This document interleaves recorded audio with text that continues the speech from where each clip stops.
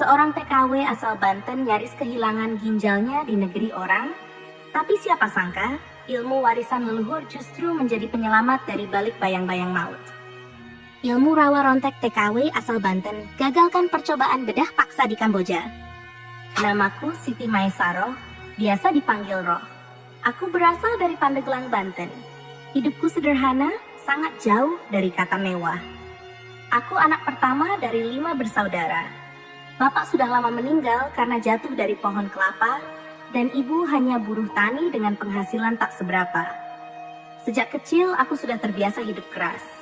Putus sekolah di kelas 2 SMA karena harus bantu ibu, aku berjualan gorengan, kadang jadi buruh cuci. Tapi hidup tetap berat. Sampai suatu hari aku melihat sebuah iklan di Facebook. Butuh pekerja wanita untuk restoran di Kamboja. Gaji 15 juta per bulan, gratis visa dan tiket pesawat. Waktu itu aku mikir, ini jawaban dari doaku.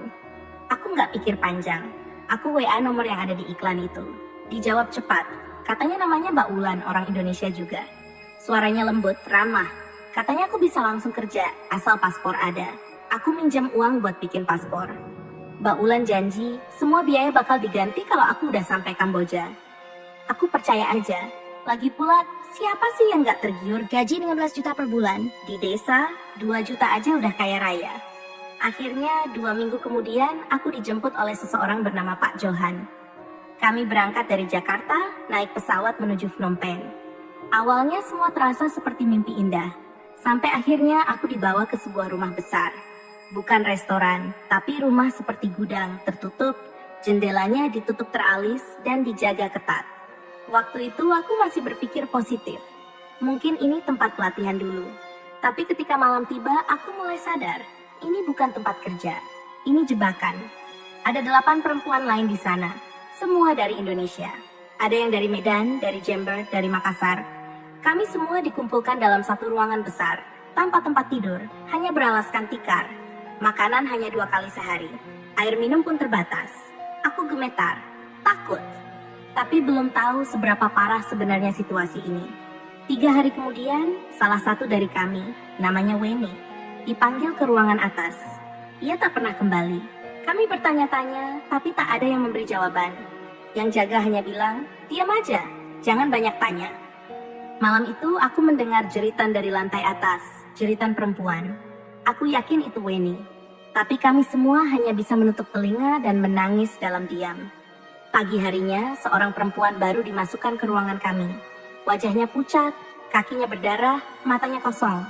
Namanya Novi. Ia kabur dari tempat seperti ini di lokasi lain. Ia bilang, ini bukan tempat kerja. Ini sindikat perdagangan organ tubuh. Mereka menculik TKW dan mengambil ginjal, hati, atau apapun yang bisa dijual. Yang mati, dibuang ke sungai. Yang masih hidup, dibungkam dan dijual lagi. Aku muntah seketika. Dunia seakan runtuh. Aku tahu kalau aku tidak bertindak, aku akan bernasib sama. Malam itu, aku menatap langit dari sela-sela teralis. Aku menangis, berdoa pada Tuhan, minta perlindungan. Aku bukan siapa-siapa. Tapi aku teringat pada pesan kakekku dulu, seorang jawara dari Banten. Satu-satunya warisan kakek buat kamu, Roh, adalah ilmu rawa rontek. Gunakan hanya untuk melindungi dirimu kalau sudah tak ada jalan lain. Bacakan doa ini, dan dalam 3 malam kamu akan kebal dari senjata. Tubuhmu nggak akan bisa dilukai. Kalaupun dilukai, kamu akan sembuh seketika. Waktu kecil aku sering melihat kakekku berlatih. Tubuhnya benar-benar kebal, pernah ditusuk tapi sembuh dalam hitungan menit. Aku tak pernah benar-benar percaya. Tapi malam itu aku membacakan doa rawa rontek dari ingatanku. Dalam tangis, aku berserah. Hari ketiga sejak Novi masuk, penjaga mulai curiga padaku. Mungkin karena aku terlalu tenang. Aku sengaja begitu supaya mereka pikir aku sudah pasrah. Padahal hatiku bergejolak. Akhirnya malam keempat, giliranku dipanggil ke atas. Tanganku diikat. Aku diseret masuk ke ruangan penuh cahaya. Ada 3 orang lelaki bule, 2 dokter lokal, dan 1 perempuan berjas putih. Aku ditidurkan di ranjang operasi. Nafasku tercekat. Air mata mengalir. Tapi aku tidak menjerit. Aku hanya membaca doa dalam hati. Salah satu dokter menusukkan jarum bius ke lenganku. Tapi sesuatu yang aneh terjadi. Jarumnya patah. Ia coba lagi, dan lagi, tapi jarumnya selalu melengkung seperti menabrak baja. Why is it not working? What the hell? Aku buka mata. Salah satu dari mereka menempelkan pisau bedah ke perutku. Saat pisau itu menyentuh kulitku, terdengar suara kling, seperti besi menabrak batu. Pisau itu patah. Aku bangkit. Tali yang mengikat tanganku tiba-tiba terlepas sendiri. Entah dari mana kekuatan itu datang. Aku menjerit keras, bukan karena takut, tapi karena marah. Jangan sentuh tubuhku, aku bukan barang dagangan kalian. Salah satu dokter panik dan mengambil pistol.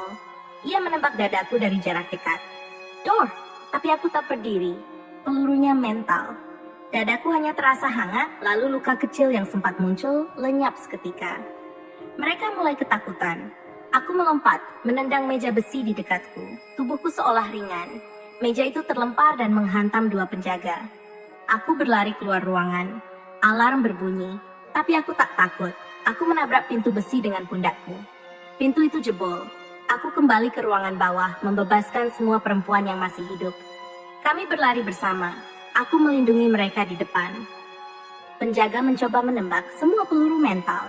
Ada yang mencoba menusukku. Pisau mereka patah. Aku bukan roh yang dulu. Ilmu rawa rontek kini mengalir di darahku. Kami berlari keluar rumah itu dan menemukan ladang luas. Di ujung sana ada jalan raya. Mobil lewat. Aku menghadang satu truk besar dengan tubuhku sendiri. Supirnya ketakutan berhenti dan langsung kuteriaki, "Tolong, kami diculik. Tolong bawa kami ke polisi." Supir itu orang lokal.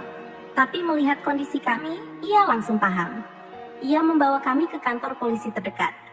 Kami selamat. Tapi cerita ini belum selesai. Sindikat ini bukan cuma satu rumah itu. Mereka tersebar di berbagai negara. Dan aku, Siti Maisaro, belum selesai memburu mereka. Ini baru awal. Neraka belum selesai, pembalasan dimulai.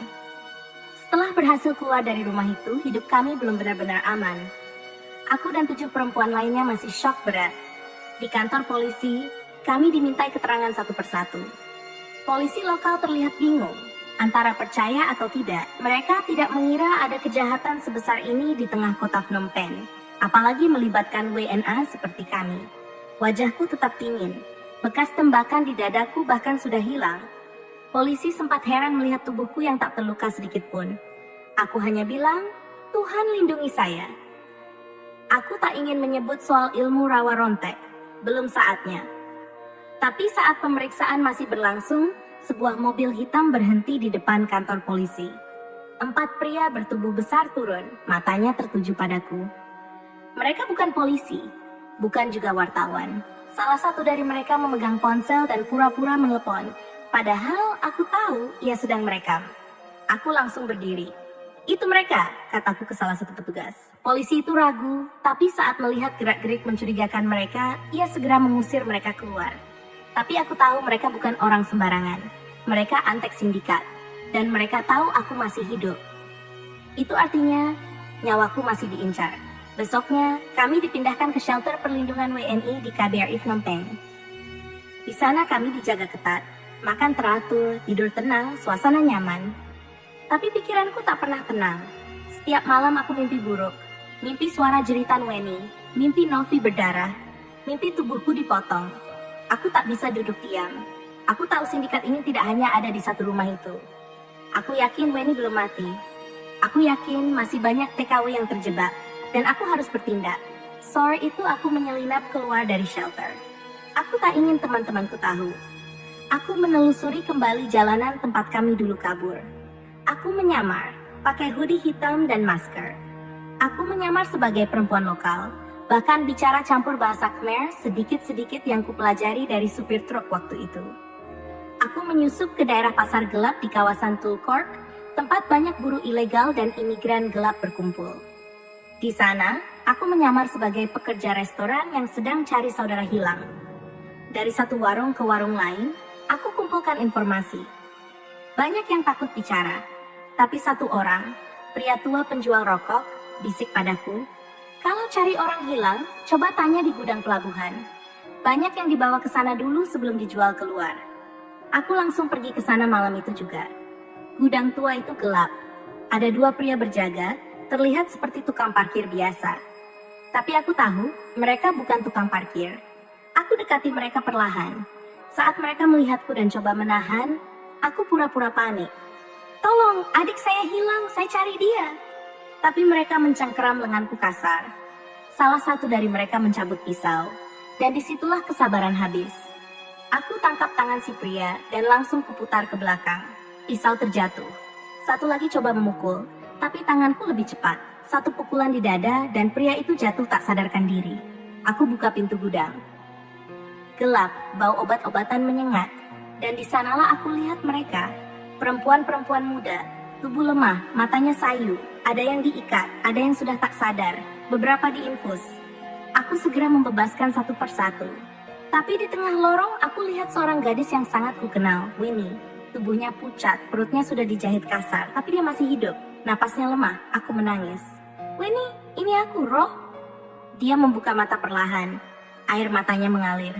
Aku kira aku udah mati. Aku gendong tubuhnya pelan-pelan.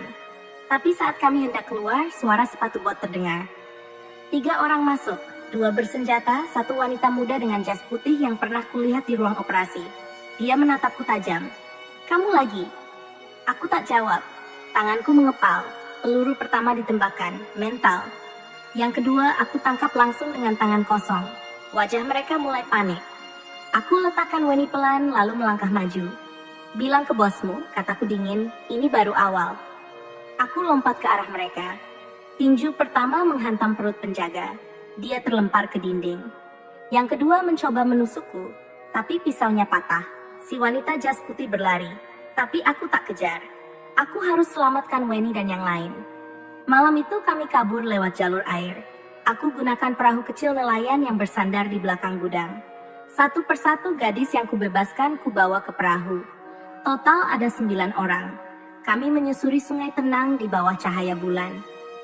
Aku mendayung, tangan gemetar tapi semangatku menyala. Kami selamat. Keesokan harinya, berita tentang pembebasan dramatis TKW oleh sesama korban menyebar luas.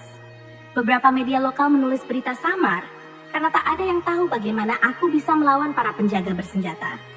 Tapi ada satu artikel yang menarik. Perempuan kebal peluru selamatkan sesama WNI dari sindikat perdagangan organ. Aku hanya tersenyum, tapi bagiku ini belum selesai. Beberapa hari kemudian, seorang petugas dari Interpol datang menemuiku. Ia memperlihatkan foto-foto dan nama-nama orang yang terlibat sindikat. "Kami butuh saksi yang berani, yang bisa bantu kami menyusup. Kamu salah satunya." Aku menatap foto-foto itu satu persatu, dan di salah satunya, wajah wanita jas putih itu muncul. Di bawahnya tertulis nama Dr. Ivana, mastermind penjualan organ Asia Tenggara. Aku genggam foto itu erat, mataku menatap lurus. "Baik," kataku, "bawa aku kemanapun dia berada." Markas iblis dan dendam yang terbayar. 3 minggu setelah kejadian di gudang pelabuhan, aku sudah tidak lagi berstatus korban. Aku berubah jadi senjata. Sejak Interpol melibatkan aku dalam operasi rahasia, hidupku berubah total. Mereka latih aku secara intens. Aku belajar teknik penyamaran, membaca pola jaringan, dan yang paling penting, menyusup tanpa jejak. Tapi mereka tidak tahu, aku sudah punya bekal jauh sebelum itu. Ilmu rawa rontek. Aku bukan lagi hanya Siti Maisaro, TKW asal Pandeglang. Aku adalah bayangan yang mereka tak duga. Luka tak mempan, peluru memantul, dan keberanianku lahir dari rasa kehilangan yang dalam. Aku tak takut mati, karena aku sudah pernah mati sekali di meja operasi mereka. Misi penyusupan ini berbahaya. Sasaran kami, markas utama sindikat perdagangan organ di wilayah perbatasan Kamboja, Thailand. Tempat ini dikenal sebagai klinik medis internasional, topeng dari fasilitas penyiksaan berdarah. Dan wanita yang memimpin itu semua, Dr. Ivana, wanita muda, kejam dan pintar. Dialah dalang semua mimpi buruk kami. Aku dikirim ke sana dengan identitas palsu, sebagai TKW Filipina yang ingin jual ginjal secara sukarela. Hanya satu tujuan, masuk ke dalam markas itu. Dan dari dalam, kubakar semuanya. Saat aku tiba, aku melihat bangunan itu. Putih, bersih, dengan taman kecil dan satpam tersenyum di pintu depan. Tapi begitu masuk, hawa dingin terasa. Suara langkah kaki, suara monitor, dan aroma kloroform menyengat. Aku dipandu ke ruang isolasi. Kamera tersembunyi merekam semua sudut. Tapi aku tahu cara bergerak. Kunci dari semua ini adalah sabar dan tenang, seperti saat aku dulu memasak di rumah majikan. 3 hari aku bertahan di sana, merekam semua sudut, menghafal jadwal, dan malam keempat, saat listrik sengaja kuputuskan dengan alat kecil dari Interpol, aku mulai bergerak. Dengan pakaian operasi yang kuambil dari ruang peralatan, aku berjalan cepat menuju lantai 2, ruangan tempat donor paksa dilakukan. Di lorong sunyi, aku bertemu dia, Dr. Ivana. Kami bertatapan, dia mengenaliku. "Kamu seharusnya sudah mati," katanya lirih. Aku hanya menjawab pelan, "Dan kau seharusnya sudah dilupakan ibumu." Dia berteriak memanggil penjaga, tapi aku sudah bergerak lebih cepat. Tinju pertamaku mengenai rahangnya. Dia terjatuh, tapi sebelum aku sempat melumpuhkannya, 2 penjaga masuk dari belakang. Salah satu mengacungkan senapan. Aku dihantam di punggung, tapi aku berdiri lagi. Tak ada darah, tak ada luka, hanya nyala dendam di dadaku. Pertarungan pun pecah. Suara gaduh membangunkan semua. Pasien di ruang karantina mulai teriak. Dalam kekacauan itu, aku membuka satu persatu pintu ruangan. Ada yang menangis, ada yang pingsan, tapi satu persatu mereka kubimbing keluar. Sementara di luar, tim Interpol yang sudah standby menerobos masuk. Sirine dan suara tembakan terdengar. Penjaga-penjaga lari tunggang langgang. Tapi aku hanya fokus pada satu hal, menangkap Ivana. Dia kabur ke basement. Aku mengejarnya. Di sana, dia membuka lemari besi dan mengambil pistol. Tangannya gemetar, tapi matanya masih penuh kebencian. "Aku dokter, aku menyelamatkan orang dengan organ ini," teriaknya. "Tidak kau monster? Dan ini waktumu disembelih." Dia menembak. 2 kali, 3 kali, semua mental. Terakhir dia mencoba lari, tapi aku tangkap. Aku ikat dia dengan kabel medis, lalu kuangkat ke atas dan serahkan ke Interpol. Hari itu, markas iblis runtuh. Lebih dari 30 perempuan ditemukan. Semua masih hidup. Sebagian sudah siap dibedah, tapi kami datang tepat waktu. 2 bulan kemudian, aku kembali ke Indonesia. Disambut seperti pahlawan, tapi aku tak ingin jadi terkenal. Aku hanya ingin hidup tenang. Bersama Weni, yang kini sudah pulih. Dia tinggal bersamaku di Pandeglang. Kadang kami duduk di tepi sawah, memandang langit, bersyukur masih diberi hidup kedua. Ilmu rawa rontek kuturunkan dari nenekku, dan kini kutitipkan hanya pada mereka yang benar-benar pantas. Karena ilmu ini bukan untuk pamer, tapi untuk melindungi yang tak bisa melindungi diri sendiri. Dan jika suatu hari neraka itu datang lagi, aku akan turun lebih dulu sebelum mereka menyentuh tanah. Dan akhirnya kebenaran terungkap. Siti Maesaro, seorang TKW biasa, menjadi pahlawan tak terlihat dengan ilmu yang melampaui batas manusia. Sebuah kisah tentang keberanian, harapan, dan kekuatan yang tak pernah padam. Terima kasih telah menyaksikan perjalanan ini. Jangan lupa untuk like, share, dan subscribe untuk cerita-cerita penuh inspirasi lainnya. Sampai jumpa di video berikutnya.